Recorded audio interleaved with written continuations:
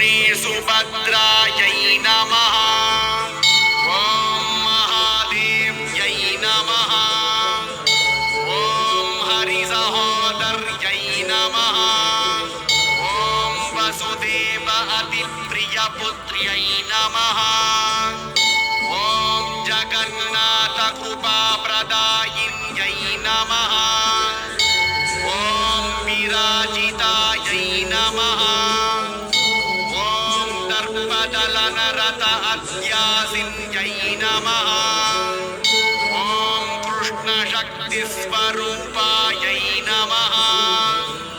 ॐ शुभमङ्गलकरायै नमः। ॐ बलरामप्रियसहोदर्यै नमः।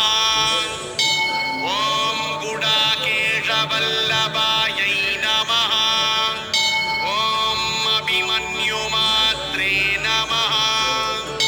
ॐ हलिचक्रिमध्यमस्तान्तर्यै नमः। ॐ भक्तिस्वरूपायै नमः।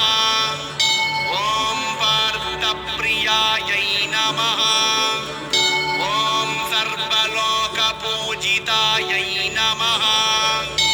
ॐ स्मितमुखायै नमः। ॐ सुहासिन्यै नमः। ॐ रत्नमालाधरायै नमः। ॐ अतिसुन्दररूपधरायै नमः। ॐ ममलायै नमः। ॐ कमलाक्ष्यै नमः। ॐ वासुदेव्यै नमः। ॐ मधुप्रियप्रियानुजायै नमः। ॐ कृष्णभक्तिप्रदायै नमः।